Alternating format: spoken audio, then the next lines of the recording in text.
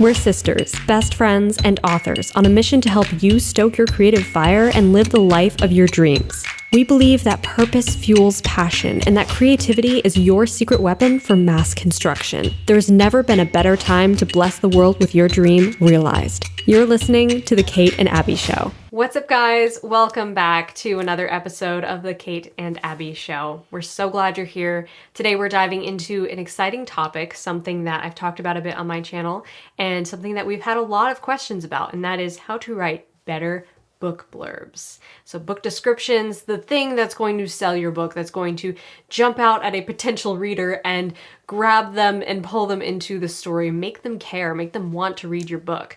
The book blurb is arguably one of the most important pieces of copy you will ever write to sell your book. It's kind of like the movie trailer to a movie. It is the thing that is going to capture someone's attention and make them want to read your book, make them interested in this story. So it's very important, and it's easier said than done. It's very difficult to write, especially from a novelist perspective, because it's like, I can't condense this story into 300 words. It took me, 100,000 to write this story, and now I have to write it in 300 words. It's a challenge for sure. So we're going to unpack this topic in this episode. We're going to look at ways that you can make your book blurb better, more compelling, more exciting, more interesting, and capture your readers' curiosity and make them want to learn more, want to pick up that book and start reading it. So we're going to kind of cover a few different aspects of this, about story structure and use of power words and things like that, as well as the most important parts of your blurb, what really matters to the heart and soul of your blurb, and just some pitfalls to avoid. So we're going to dig into this. It's going to be super fun. And we're also going to use some examples from our own book blurbs that Kate and I have written for our own books. So if you're an indie author and you're writing your own blurb, about to publish your book, this episode is definitely for you. Otherwise, even if you're just trying to write a synopsis or a query letter, this podcast will also help you to craft a compelling description for your book that will make someone interested to learn more. And I think another thing to consider too is if you feel like I'm not anywhere near that stage yet, I'm still in the drafting process with your book. This can be a great thing to keep in the back of your mind as you're writing, because it can help you pick out those points of like, this is a really important aspect, and maybe make note of it on the side as you're writing, as all these details about your book are fresh in your mind during the writing process. You can play with writing a blurb on the side, because it's really going to help you if while your head is in the writing process itself, and you're going to need it eventually. So might as well get started now. Very true. So it's a good thing to have in the back of your mind. A really good point. And that's one of the things I recommend, is like writing the blurb before you even write the book. Sometimes can be really helpful to kind of focus, like center your focus on what matters in your story the most. Also, if you've been around on my channel, you know that I have a whole masterclass on writing a book blurb. And in that masterclass, I share my best-selling book blurb template, and it's basically like a fill-in-the-blank template and going over like the whole structure of a blurb. So the 3 paragraphs that make a blurb, plus the call to action, lots of different examples in that class, and just different psychological principles that will help you to guide you on this path to writing your next amazing book blurb. Definitely check out that masterclass. In fact, I'm going to be giving out a special discount code for listeners of the Kate and Abby Show. So if you are a listener of the Kate and Abby Show and you're here on this video, on this podcast today, listening to this right now, you can use the code Kate and Abby at the checkout to get 20% off my book blurb masterclass. So if you listen to this episode and you're like, okay, let's do it. I want to take this to the next level and get this template and really be walked through every single step of this process, then definitely you're going to want to grab that masterclass and dig into that. So you can get the discount by using the code Kate and Abby at the checkout. And the link to that class will be listed below this video. So check the description, you will see the link, and use the code to get 20% off. So let's start with what matters. Okay, just like when you're writing the opening hook, and this is something that Kate and I talked about last time on the podcast. So the last podcast we did was all about writing a banger opening hook for your story. And you're going to take almost the same principles of that here into the blurb. Okay, so just like with writing the hook, the first line of the blurb should work to reveal your character's internal conflict right out of the gate, who they are, before the plot starts throwing punches at them. Okay, it's really important to establish who your character is and what they're dealing with internally before we see what's going to shove them outside their comfort zone.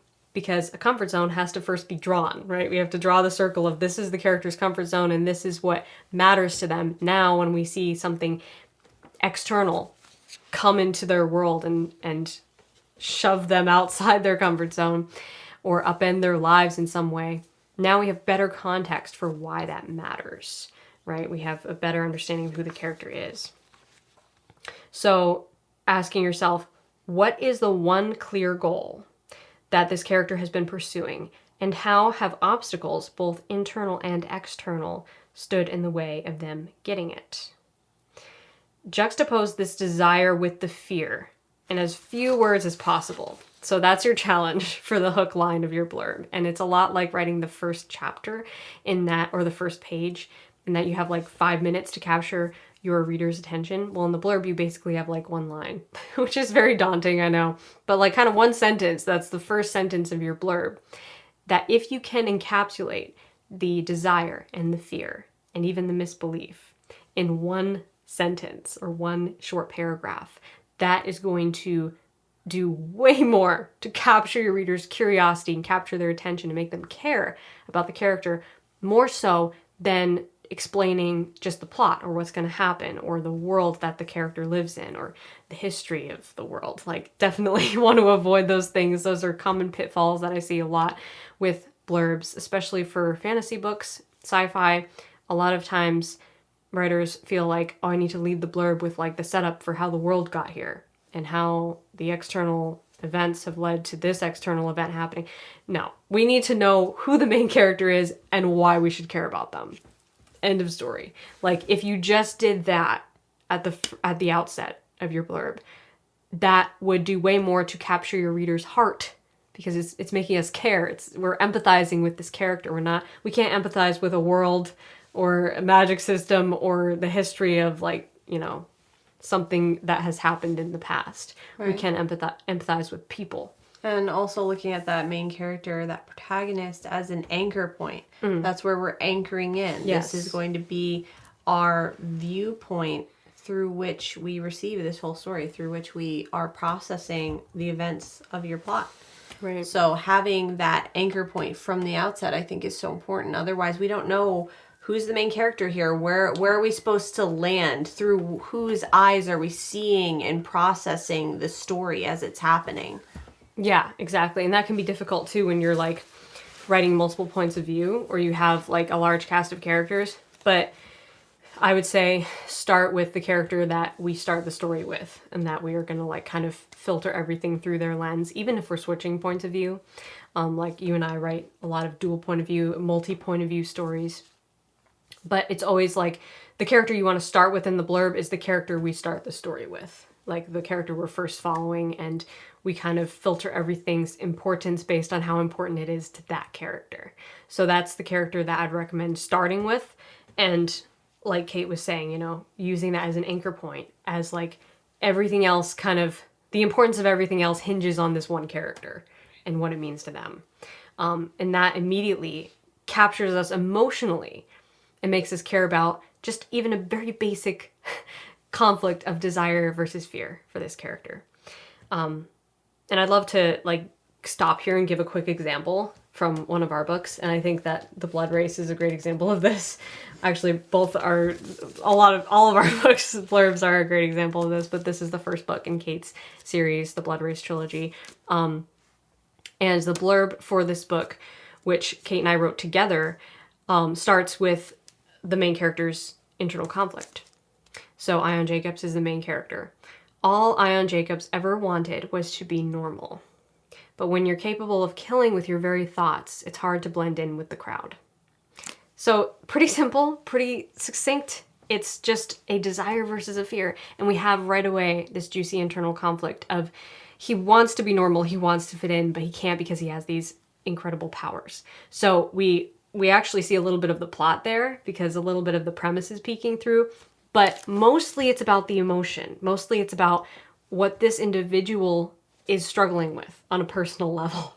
You know, so it can literally be that simple. It can be all the character wants is this, but this is standing in their way. Okay, and another example of this is my new book, The Other World, which is coming out September 19th. Super excited for this book. You can pre-order it with the link below this video. But the blurb for this book also follows a similar structure where we have the hook. Orca Monroe wants only one thing for her 18th birthday, to experience the other world, the mysterious mainland across the sea that her father has forbidden her from visiting.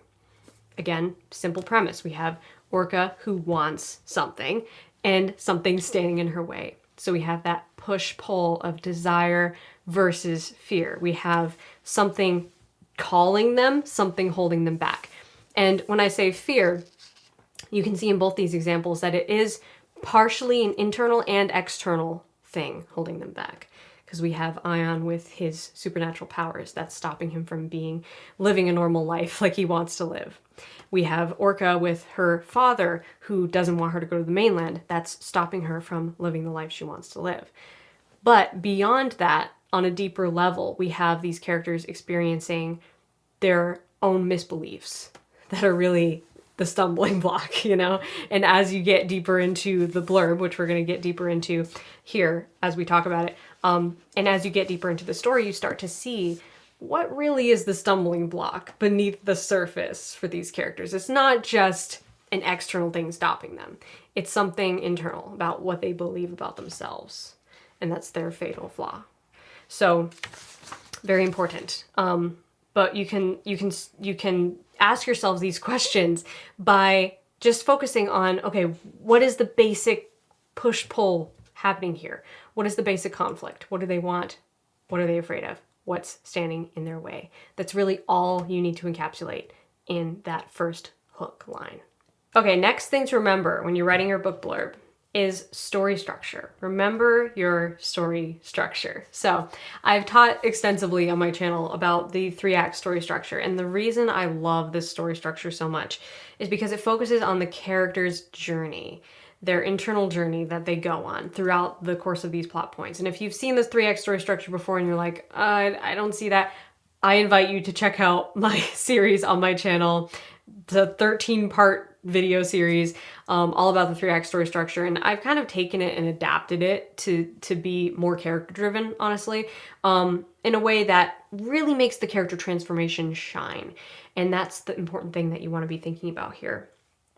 Because every compelling story follows a journey of change for your characters. And usually it goes something like this. The main character is internally conflicted. They desire something and their fear is standing in their way. Something happens to push them outside their comfort zone and set them on the path of their journey, where they will encounter obstacles and plot twists as they pursue their misbelief-based goal. Eventually, a disaster strikes, leaving your character hopeless and confronting their greatest fear. They must overcome their fear and crush their misbelief in order to continue to the climax and face their biggest challenge yet, therefore proving their transformation. So even if your story doesn't follow this exact flow or this exact structure, that's okay. That's 100% fine. Every story is different. Every story will have different ebbing, flowing plot points, and that's great because it makes it unique. But the thing to remember here is just like identifying those pivotal moments where your character is going on a journey of change, where they're facing conflicts externally that challenge their internal conflicts. They're facing situations that challenge their beliefs, and they're forced to change somehow as a result of their journey. So some of these plot points might look different or be in different places for your story, and that's 100% okay. What matters the most is bringing it full circle to the outcome of your character's journey. So really think about what are the most meaningful moments. And I know this is the most difficult part of blurb writing because it's like you kind of want to include everything because you're like, it all matters. It's all important. But it's all meaningful. And this component's meaningful and that side plot's meaningful and this character does this. And I want to name 17 people in the blurb. And it can be very difficult to narrow it down and figure out like, okay, what type of method am I using here to narrow this down? Yeah, and I think it can be helpful to get even feedback for that, like somebody who has read your book and who you trust, and can tell you, like, yes, I think these are the most important moments in the story, and these are the moments that really have a pivotal impact on the plot and on the characters. It can be helpful to get a second perspective on that. But basically, you're trying to find those major plot points, those internal struggles. So ask yourself, what are those major plot points that your character goes through over the first half of your book? Because you're kind of leading up to the first half. Some people end their blurb before the halfway point. I kind of like to end around the halfway point, like the game-changing midpoint, because it's a good, like, cliffhanger sort of to leave off at. But I've also written blurbs like for 100 Days of Sunlight that go beyond the midpoint. So it really is up to you to kind of feel out how much you want to reveal. You kind of want to leave your prospective reader with a question Yes. hanging in the air that makes them want to know the answer, you know? That's kind of like going back to Abby's comparison with movie trailers. That's what good movie trailers sort of leave you hanging. Like, you see some of the elements that are going to be at play. You see a little bit of the story and the characters' conflicts, but then you're left with this hanging question, and you can't wait to see what's the conclusion going to be? How are the characters going to handle that situation, etc.? Right. So you want to leave there's that, some unknowns. Yeah, that mystery element, so that they want to find out what happens. Yes, I'm sure everyone watching has seen movie trailers where it reveals too much of the story, and you're like, I don't even need to watch it. Good 4-minute movie. Like, it feels like it was the entire story. You don't want your blurb to do that. You don't want it to reveal so much that you're like, you feel like you read the book. So I would start by making a bullet point list of each story beat that you feel is pivotal and important to the characters, and then finding ways to show the deeper emotion behind each story beat. So even if you write it like a bullet point list of like, this happens, then this happens to make the character go on a journey, then they make this decision. Even if you make it like super cut and dry, this bullet point list, try to find ways to describe what's happening emotionally. So like maybe write in brackets their emotional side of this. What's the internal side of this? What are they dealing with quietly in their own mind and heart as this is happening to them? Because that's something you're going to want to reveal in the blurb. Not just what happens, but why it matters. Which leads us to our next point. Don't be long-winded. So a blurb, generally speaking, should be somewhere between 250 to 350 words. And I know it's really hard, like I said earlier, it's very hard to limit yourself when you're a novelist, you want to write 100,000 words describing this story, and you did, but now is the time to summarize. Right. Summarize what those 100,000 words really are, or at least the first 50,000. So another thing to think about, pitfall to avoid, is naming too many characters. Like Kate was saying earlier, like, you know, you feel like you want to name every single character. What I've found, and the general rule of thumb I've seen, is that 3 character names is like the absolute most. Once you go beyond 3, it starts to get confusing. Now, if you need to name other characters, I would recommend trying to describe them instead of name them in relation to the protagonist. So maybe her father or his ex-wife, you know, whatever the character is, their relationship to the protagonist and their meaning in the story. See if you can find another way to describe them instead of giving their name, because we don't really need to know their name a lot of times for the purposes of understanding the blurb, you know? Right. The main characters, absolute main characters, which is usually 2 or 3, are the most important characters to name in your blurb, especially if you're mentioning them more than once. If you mention a character once, you really don't have to give their name. Just try to show us their relationship to the protagonist, their mentor, their grandfather, their daughter, you know, whatever the case may be. That's another way to avoid being too long-winded with your blurb. And like I said before, just taking stock of like, what are really the most important things? Are there things that we can edit out? And that's something that you can also do, is that you can just write a 500-word blurb, write a 1,000-word blurb if you need to, and then go through with a fine-tooth comb and just try to find what are those unnecessary bits that it can sort of kill your darlings that way. Yeah, and after the fact. And I think a great question to ask yourself as well during the process that can kind of simplify all of this in your own mind as well is what elements, if you were the reader, if you were the potential reader, what element of your story would make you the most excited to read it? What element is the most compelling that like, ooh, wow, that's so cool. I want to see what happens. Or, oh, that's such an interesting idea or premise, or that mystery element is like so enticing that I can't wait to pick up this book and start reading it. What elements are at play that would make you excited to read it? And that's most likely where you're going to want to take that last paragraph and really hammer home that wonderful aspect of your story and how it animates you. It gets you excited.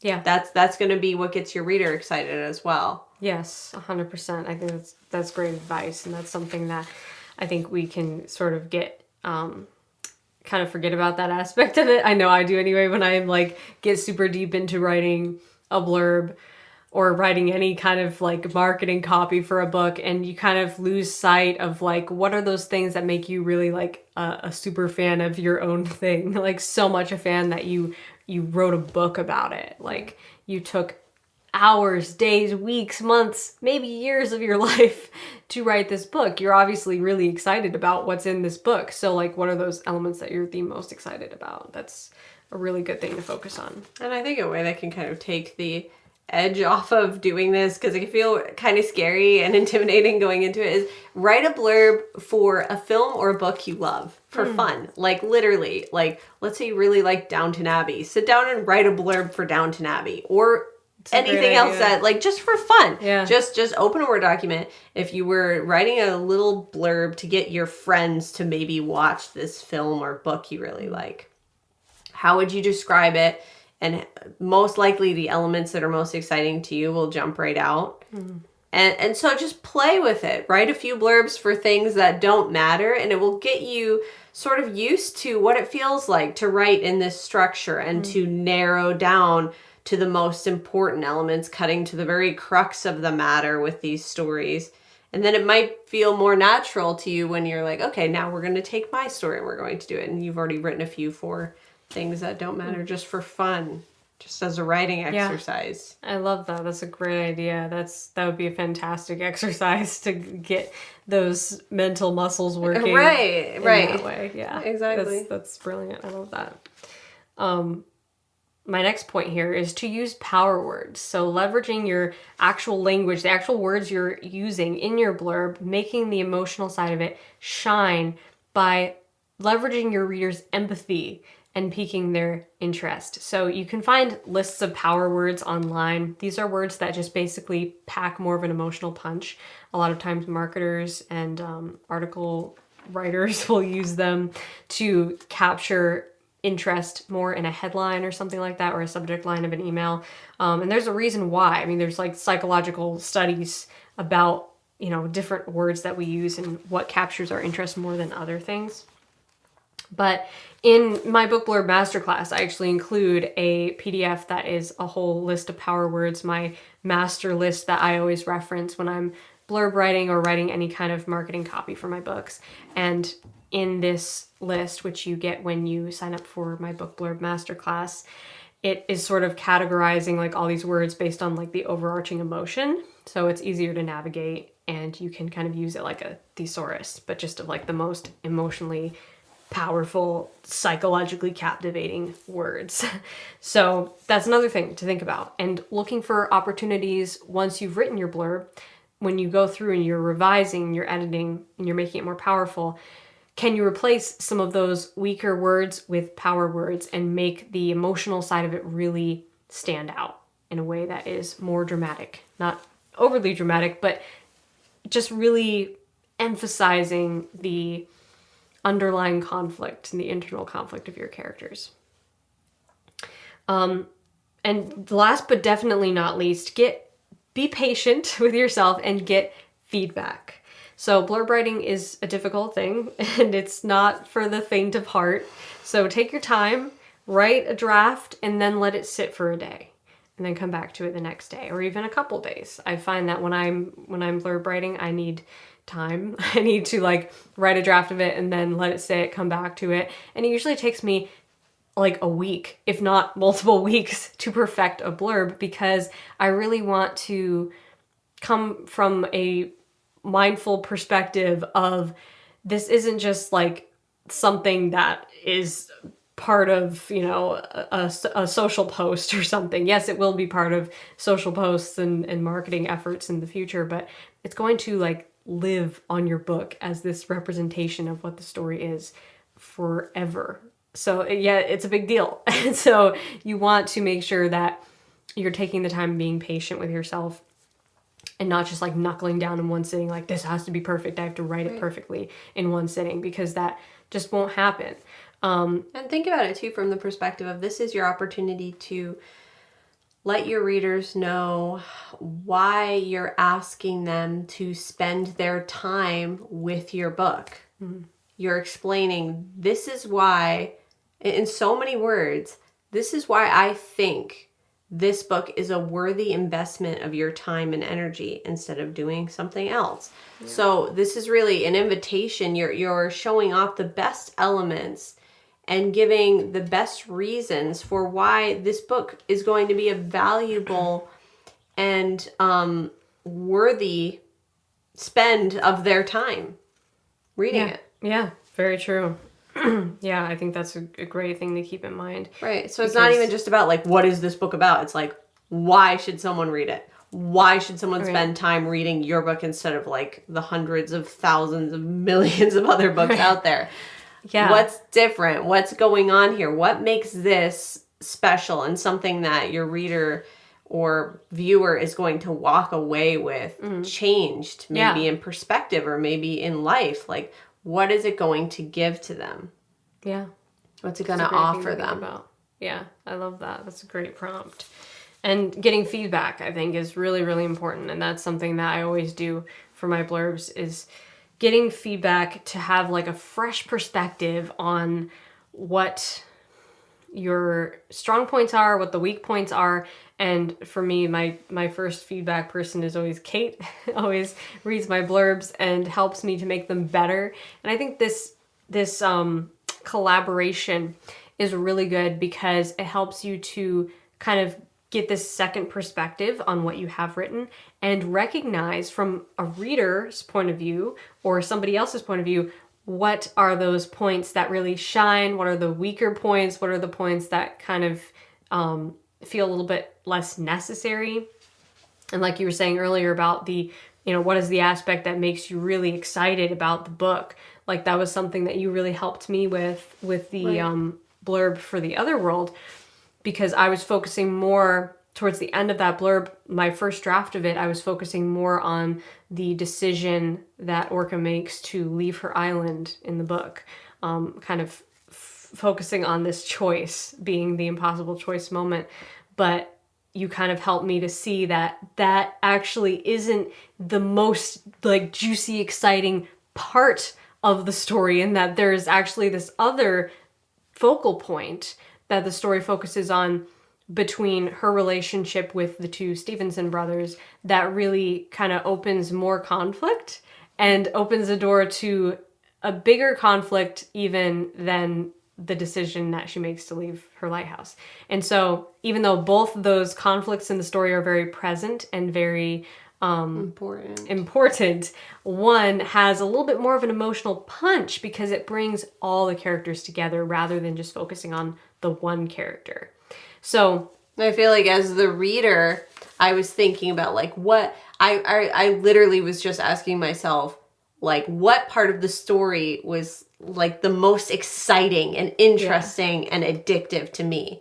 Yes. And it was, you know, okay, wow, the premise that this girl who brought the brothers together could also be the very thing that tears them apart. Yes. And that conflict that engulfs all three of the characters. Right. Is like so like you just want to know what happens next. Right. It's right away. It's a bigger question, you know, because you kind of know based on, you know, the book title and the blurb, you kind of know that Orca will eventually get to the other world. So it's not really as big of a question as like what's going to happen with their relationships, with the relationships between these three characters. How is that going to either be torn apart or come back together? Is it going to be, unfixable? And how is that conflict going to be resolved? So I feel like that is a juicier, more layered, interesting question. And I think that's the focus to think about when you're writing your blurb as far as ending on a question. What's the best question to end on? Right. Like, what is the most powerful question to end on? What is the question that's going to really make people like, I have to know the answer? Can they guess the answer? If they can't guess the answer, it's probably a really good question. Right. Yeah, very well said. Because a lot of times your book is going to have multiple conflicts going on. It's probably not just one individual conflict. There's probably a lot of different things going on. So you have to kind of pick and choose, like, well, which one gets the headline? Yeah. Yes. Which one are we shining the spotlight on? And is that the most compelling one? And I feel like there's maybe this belief that in the blurb, you're sort of writing up to that first question mark and stopping there, even if it's not the biggest question mark. Well, do we want to do that? Some cases, yeah. In other cases, maybe not. Like in the case of The Other World, through discussions and stuff, we were talking about how that, well, wait, there's actually an even bigger question mark. Right. Yeah. So, or in the case of The Blood Race, how, the first line is sort of not even leaving you up to like a certain point, but it's like kind of more of an overarching struggle throughout the whole book. So taking time to look at the different aspects of your book, where are the biggest question marks? Where are the juiciest plot points? Where are the most exciting moments? And what would make a reader just absolutely super eager, on the edge of their seat? They can't wait to pick up this book and start reading. Yeah. They want to get that question answered. Yeah. And what would that be for you? Don't even think about it in terms of like, what would make my readers want to read this? What would make you want to read it? Yeah. Always make it about you. Make it about what, like, okay, if I was sitting here reading this, what aspect of my story would make me want to read it? And maybe the answer is whatever aspect of your story made you want to write it. Yeah. So what was that defining moment where you had that idea and you were like, oh, you know what could happen is this. Yeah. I have to write this thing. That might be the thing that needs to go in this final paragraph that will make your readers say the same thing, except, oh my gosh, I have to read this book. Yeah. That's a very good point. I love that. That's brilliant. Yeah. So these are things that sometimes you can only see through collaboration and getting a second perspective. Yeah, and a fresh set of eyes, especially if you've been working on it. It's hard to take a step back and see it with a like a non-biased point of view. Yes. Yeah, so true. It's once you get into blurb writing, it's like, I've looked at this so much. I just want nothing else exists. Throw it out the window. Terrible. Yeah. So to recap everything we talked about, start with the character's internal conflict. Use story structure, your existing story structure, to guide the blurb, guide the flow of the story. Keep it short and sweet. Don't name too many characters. Don't get stuck on too many unnecessary details. Use emotionally compelling power words wherever you can. And take your time and get feedback. Very important. If you want to take your blurb to the next level and you want like an actual step-by-step fill-in-the-blank template to writing a powerful blurb, this is the template that I use constantly. I like go back to it over and over again because it's just a tried and true formula. And I have put together an entire masterclass around this template so that I can teach it to you and show you how to take it and use it, not just for one book, but for like every single book you will ever write. Can have a amazing, powerful, brilliant blurb and description that will sell your book not only to potential readers, but also maybe to potential publishers if you're using it as a query letter or something like that. And really highlighting all of the emotional aspects of the blurb, not just what happens, but why what happens matters to the characters. And I talk about this all the time on my channel with your actual story, but it's a whole different ballgame when you're writing the blurb because you're really condensing so much into very few words. So it's a challenge, and that's why I made this masterclass, how to write a best-selling book blurb, so that it can kind of walk you through this process step by step. And I hold your hand through the whole process, show you side-by-side examples, and give you the template, the list of power words, lots of good resources in that masterclass. So if you want to dive deeper into this topic and start the class, I will link it below this video. We will leave the link, and you can use the discount code Kate and Abby at the checkout to get 20% off the course. So I hope to see you over there, and I think you'll really enjoy it. I think it will be the next step in your publishing journey, whether you're going indie or traditional, whatever is the next step for your book, I think it will be really valuable to you. So check that out. Link is in the description box below this video, and make sure you use the code Kate and Abby to get 20% off. And if you want to check out any of our books that we mentioned, such as The Blood Race and The Other World, which is coming out very soon, you can actually go pre-order it now, and we will link that below in the video version of the podcast as well. So if you're on YouTube, you'll be able to find that right below this video.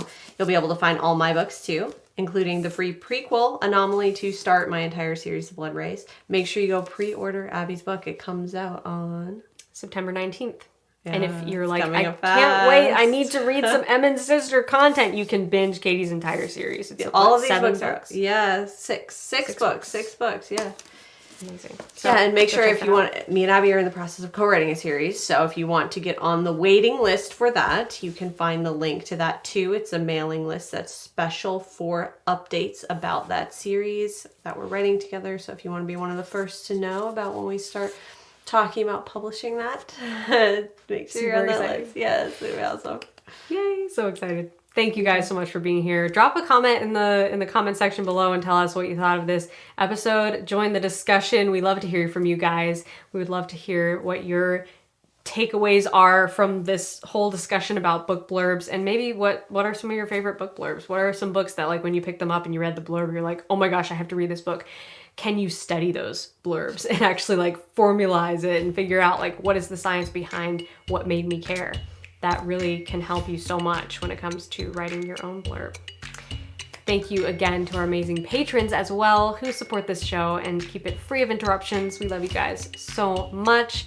If you want to support this show and also get access to monthly live hangout sessions with me and Kate, you can go to patreon.com/The Kate and Abby Show to sign up. You can join at any level, get access to those live streams, and help support the show. We appreciate you guys so much. Until next time, stay stoked and rock on.